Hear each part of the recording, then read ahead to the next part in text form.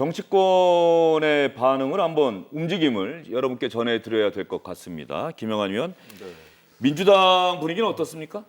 민주당은 뭐 현재로서는 역시 조국 지키기를 계속해야겠다는 입장이고요. 오늘 보면은 조국 후보자에 대해서 제기되고 있는 여러 가지 의혹들이 사실은 사실관계를 따져보면은 사실에 부합하지 않는 것이 많다. 그리고 현재까지 드러난 의혹들을 보면은 조국 후보가 자진 사퇴하거나 뭐 지명 철회할 정도는 아니다. 그리고 자세한 것은 청문회를 들어봐야겠다. 청문회를 들어보면은 이것을 해명할 수 있을 것 같다. 이런 입장입니다. 그래서 오늘 각종 회의를 열어서 조국 후보자에 대해서 어떤 두둔하는 그런 의원들의 얘기가 발언이 있었습니다. 예, 민주당 지도부의 생각은 그런데 그러면 민주당이 오늘 법사위 의원들 간담회도 열었어요. 민주당 법사위 간사죠? 민주당 법사위 간사의원의 이야기를 한번 들어보도록 하겠습니다. 조국 후보자에 대해서 제기된 여러 가지 의혹들에 대해서 저희들도 확인을 해본 결과는 사실과 다른 부분이 굉장히 많이 있다. 그리고 사실이라고 하더라도 그것이 정치 공세로 해서 악의적으로 포장된 부분이 많이 있다. 또 오해를 갖고 있는 많이 있다. 이런 점을 저희들이 확인했기 때문에 이런 점을 공유하고자 하고요. 무엇보다 저희들은 청문회가 빨리 열려서 국민들께 직접 보게 하시고 그렇게 함으로써 청문회 목적에 맞게 진행돼야 된다는 의견을 말씀드립니다. 야당은 조국 후보자가 우리 문재인 대통령의 상징적인 인물이고 특별히 사법개혁의 상징적인 인물이기 때문에 문재인 정부를 흠집내고 정치 공세로 집중하고 있는 것이 아닌가 이런 생각이 듭니다. 예, 송기열 의원 민주당 법사위 간사를 맡고 있는데 사법개혁의 상징적인 인물, 그래서 문재인 정부를 흠집내기 위한 정치 공세 차원에서 야당들이 조국 후보자를 집중 공격하고 있는 것 아니냐 이렇게 이야기를 하고 있습니다. 실제로 청와대에서는 지명 처리할 움직임은 전혀 보이지 않는다. 조한기 비서관도 SNS에 비슷한 내용의 글을 올리기도 했지요. 조한기 비서관의 이야기를 한번 볼까요?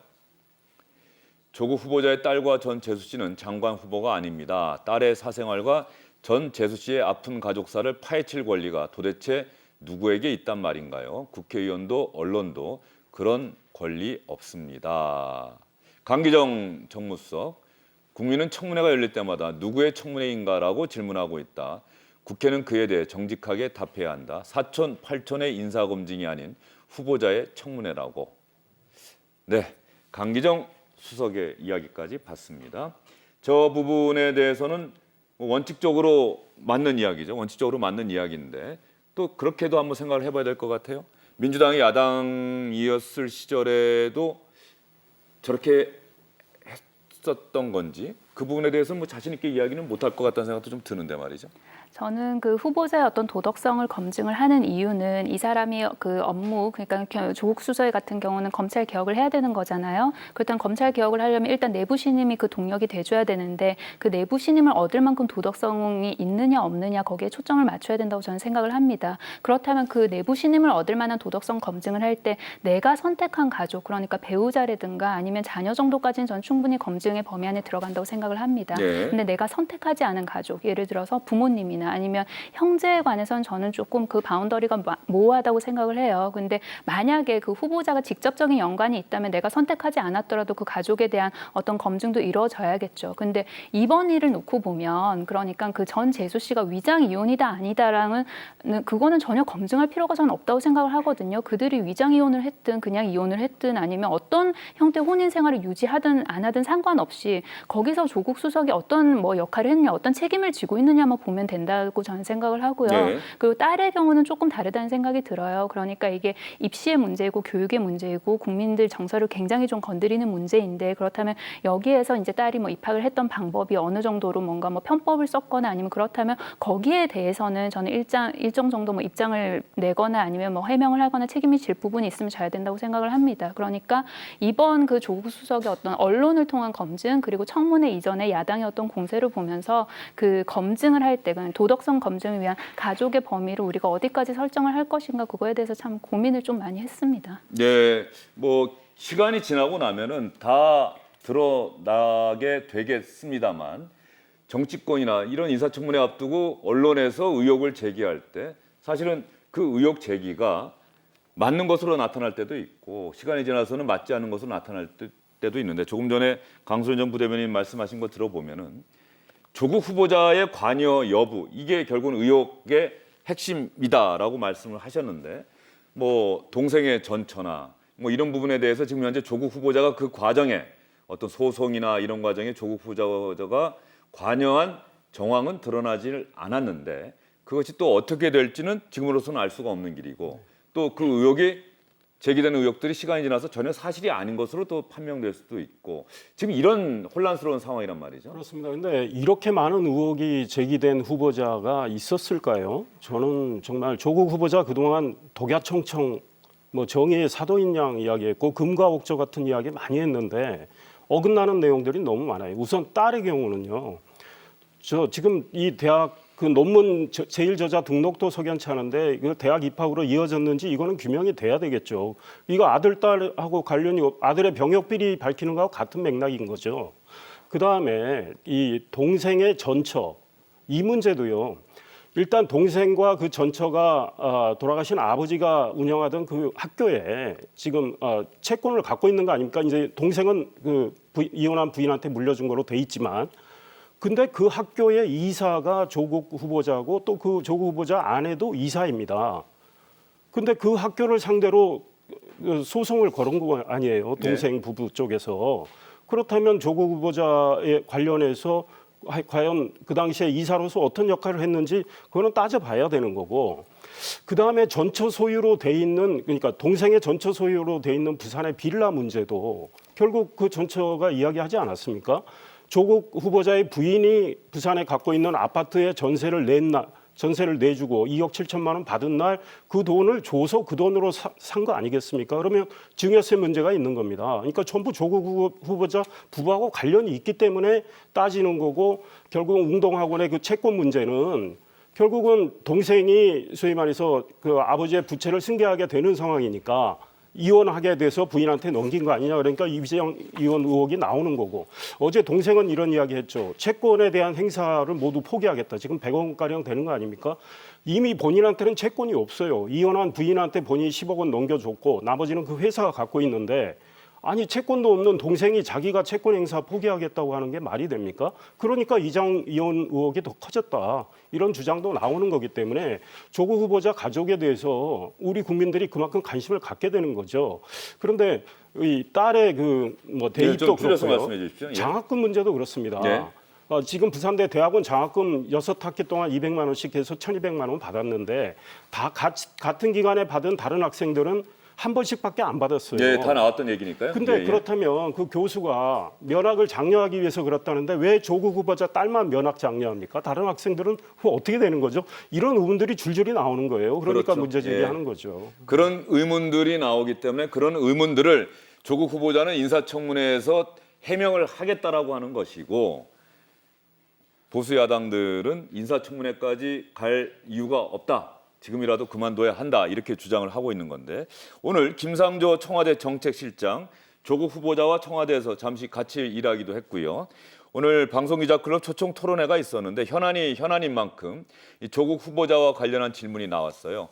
김상조 정책실장이 어떻게 대답했는지 한번 들어볼까요? 사실 그 교수 사회에서는 친한 교수의 자녀를 서로 논문 저자로 등재해주는 일종의 품앗이가 유행한다는 그런 이야기도 있는데요. 이런 교수들, 이런 논문에 대한 처벌은 어떻게 해야 한다고 보십니까? 한국 사회에서 가장 민감한 부분 중에 하나가 바로 자녀들의 어떤 대학 입학이나 또는 취업과 관련해서 불공정하다라고 판단되는 부분에 대한 국민적 정서 반응일 거라고 생각을 합니다. 그런 측면에서 굉장히 좀 최근에 여러 가지 이제 의혹들에 대해서 국민들께서 많이 불편해하시고 있는 것은 잘 압니다만은 지금 이제 논란이 되는 그런 어떤 시점에서는 뭐 예를 들면 자기소개서나 또는 생활기록부에 그런 사항이 기재되는 것이 불법이 아니었고요. 이것이 가져오는 여러 가지 불투명성의 문제 또는 이해충돌의 문제 등이 제기되면서 최근에는 이런 것들이 다 금지되었습니다. 분명히 말씀드린 것은 지금은 그게 불가능하고요. 지금 한다면 불법입니다. 네, 김상조 정책실장이 교수 출신이어서 아주 분명하게 이야기를 했는데 조국 후보자의 딸이 대학에 입학했을 때는 그런 것들이 기재할 수 있게끔 돼 있었는데 지금은 못하게 돼 있다. 지금 한다면 불법이다. 이렇게까지 명백하게 이야기를 했습니다. 민주당과 청와대 조국 후보자를 지켜야 한다라고 하는 분위기가 우세하고 또 그렇게 움직이고 있는 상황입니다. 이런 상황이 왜 이렇게 청와대와 민주당이 강하게 나가는지 최근 조국 후보자의 임명과 관련해서 여론조사 결과 그동안 왜 안 나왔나 싶었는데 오늘 나온 여론조사 결과가 하나 있어서 여러분께 보여드리겠습니다. 조국 법무부 장관 후보자 어떻게 생각하십니까? 부적합하다 46.4%, 적합한 인물이다 41.7%, 잘 모르겠다가 11.9%입니다. 쿠키뉴스가 의뢰해서 조원 CNI에서 8월 17일부터 19일까지 4월 동안 조사를 했고요. 전국의 성인 남녀 1,003명 상대로 95% 신뢰 수준에 플러스 마이너스 3.1%포인트의 표본 오차가 있습니다. 이 여론조사는 어쨌든 오차범위 아니기는 합니다만은 부적합이라고 하는 의견이 더 많이 나왔다.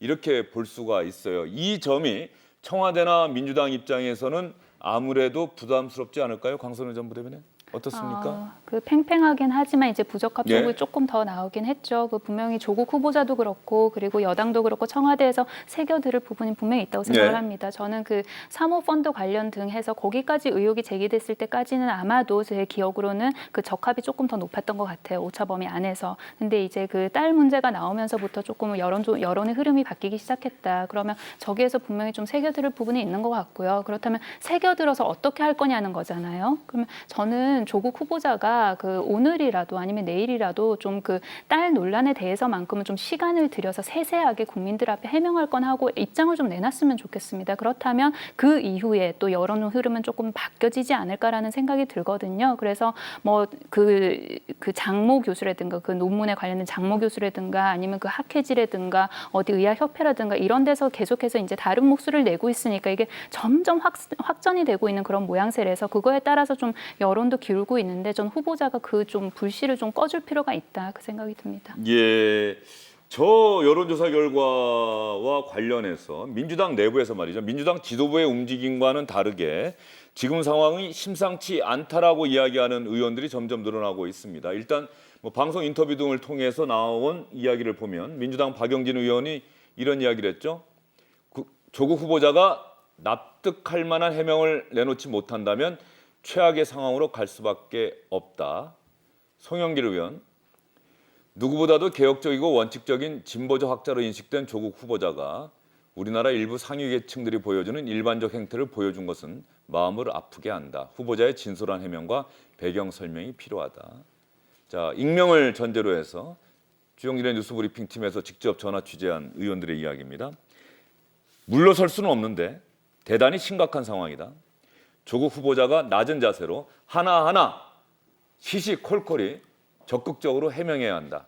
적법성만 강조하다가는 부적절하다는 정서가 오히려 커질 것이다 라고 우려하는 의원이 있었고요.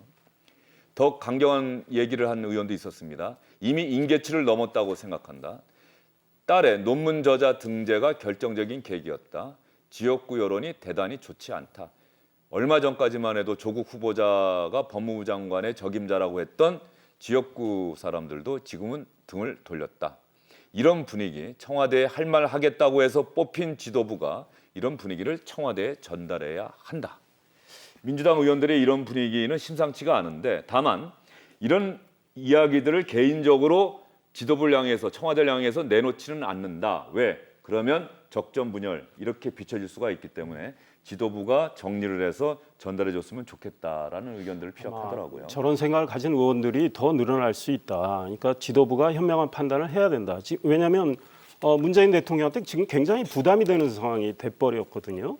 그런데 만약에 여기서 말이죠. 한두 가지 의혹이 굉장히 의심스러운 의혹이 터진다면 그러면 문재인 대통령 왜 이렇게 계속 조국 후보자를 안고 가지? 이렇게 될 겁니다. 그러면 민심은 더 나빠질 거고요. 지금 민주당 불법은 없었다고 이야기를 하는데요. 이제 나머지는 불법 가능성이 있는 것들은 또 수사를 통해서 규명이 돼야 되겠지만 저 세금 탈루 문제 하나 지적하고 싶어요. 그러니까 세금 탈루 불법입니까 아닙니까? 지금 7대 그 요건에도 들어가 있습니다. 그런데 조국 후보자가 법무부 장관으로 내정됐다고 했을 때 지난달 하순에 일단 종합부동산세 2015년 건가 안 낸 걸 냈어요. 예. 그다음에 지명된 다음에 또 두 차례 종합부동산세를 더 냈습니다. 한 750만 원어치 됩니다. 이 세금 탈루도 이거 만약에 조국 후보자가 지명 안 됐으면 계속 안 내고 갔을 수도 있는 겁니다. 예. 이것도 사실은 불법이에요. 그런데 불법이 아니라고 하는 게 저는 이해가 안 돼요. 많은 경우 장관으로 지명된 다음에 뒤늦게 세금 납부하는 그렇습니다. 경우도 꽤 있더라고요. 그거 뒤늦게 냈다고 그게 이제 불법이 지금 말씀이 해소됐다. 장관으로 지명되지 맞아. 않았다면 안 냈을 것 아니냐. 안 냈을 가능성이 있는 거죠. 그런데 정말 미국 같으면 세금 작은 경우라도 안 내면은 바로 자격 없는 거로 됩니다. 그런데 그렇죠. 예. 우리 사회 왜 이렇게 뭐 세금 탈루 문제 이렇게 관용을 베푸는지 저는 이해가 안 가고 누구보다도 우리의 헌법과 법률을 수호할 책임을 갖고 있는 자리가 법무장관입니다. 근데 그 장관 자리에 이 지명된 후보자가 지금 일단 제가 보기에는 세금 탈루는 분명 했던 거고요. 그다음에 그 부인이 빌라를 동생의 전처한테 주면서 그 2억 7천만 원 그 증여세 낸 겁니까? 증여세 지금 안 냈다는 자료는 없습니다. 예. 그러니까 여러 가지 지금 불법이 저질러졌을 가능성이 있습니다. 그러니 조국 후보자는 정말 문재인 대통령과 이 정권을 생각한다면 이제 본인이 결단을 하고 자진 사퇴 형식으로 물러나는 게 대통령과 여당의 부담을 덜 주는 거다. 저는 이런 생각합니다. 예, 여기까지 들어봤고요. 그러면 자유한국당 이야기 한번 들어보겠습니다. 오늘은 어떤 이야기를 쏟아내는지 한번 볼까요? 조국 사태, 결국은 문재인 대통령의 책임입니다. 애당초 공직을 맡을 자격도 없는 무자격자였습니다. 문재인 대통령은 지금이라도 조국 후보자 철회하고 지명을 철회하고 국민 앞에 머리 숙여 사죄드려야 마땅합니다. 기회는 평등하고 과정은 공정하고 결과는 정의로울 것이다 라고 이야기했습니다. 거짓말이었습니다. 기만이었습니다. 기회는 특권으로 과정은 불공정과 부패로 점철된 인물을 법무부 장관 후보자로 지명한 것이 이 정권의 결과입니다. 국민을 상대적 박탈감에 빠뜨리는 좌절 바이러스입니다. 만약에 조국 후보자를 법무장으로 임명한다면 우리 문재인 대통령 하야 투쟁을 벌려야 된다고 생각합니다.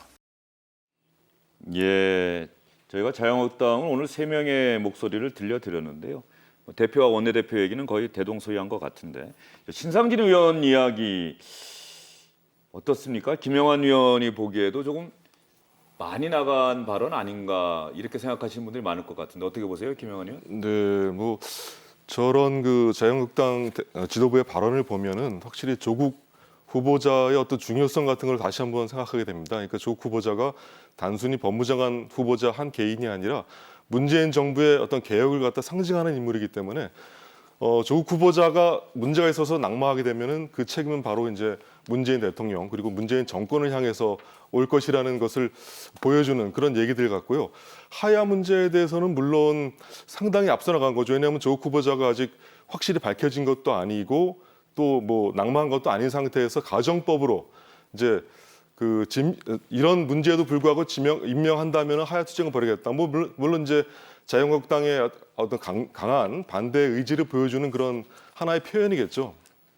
예, 자유한국당이 늘 어떤 상황에서 저런 발언들이 자유한국당이 뭔가 하고 싶어도 그 발목을 스스로 잡는 그런 발언이 아닐까 싶어요. 지금 조국 후보자에게 집중해야 되는데 그래서 대통령 하야 저건 과연 얼마나 많은 공감을 얻을 수 있을까? 오히려 여당의 공격을 또 자초하는 그런 발언이죠. 그러니까 조금 한국당도 냉철할 필요는 있다. 물론 조국 후보자를 그대로 밀어붙이면 그에 준하는 정말 엄청난 투쟁을 하겠다는 야당의 어떤 결연한 의지를 밝히는 측면에서 좀 이해는 되는데 어찌됐든 말꼬리를 잡히고 그러면 공격에 빌미를 주거든요. 그래서 한국당도 냉철하면서 조국 후보자의 여러 가지 문제를 정말 이 법률의 근거에서 사실의 근거에서 이렇게 지적을 하고 의혹 제기를 하는 그런 노력. 그런데 이번에 보면 사실은 한국당 의원들이 상당히 제가 보기에는 여러 의원들이 뭐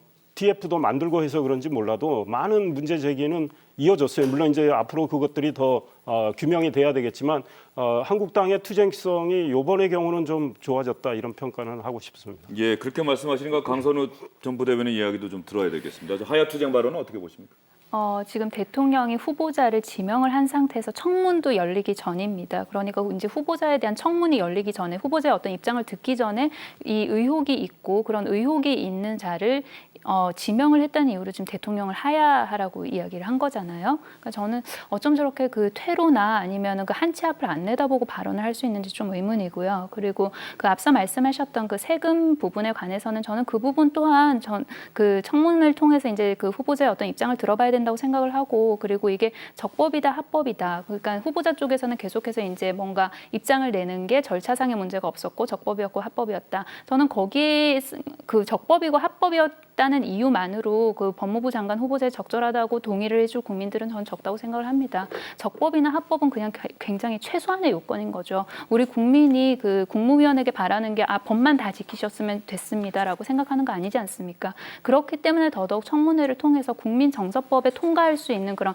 해명이나 설명을 들어봐야 된다고 저는 생각합니다. 예, 알겠습니다. 조국 법무부 장관 후보자와 관련한 이야기 지금까지 해드렸고요. 잠시 뒤 2부에서도 계속해서 이어서 이야기를 해드리도록 하겠습니다.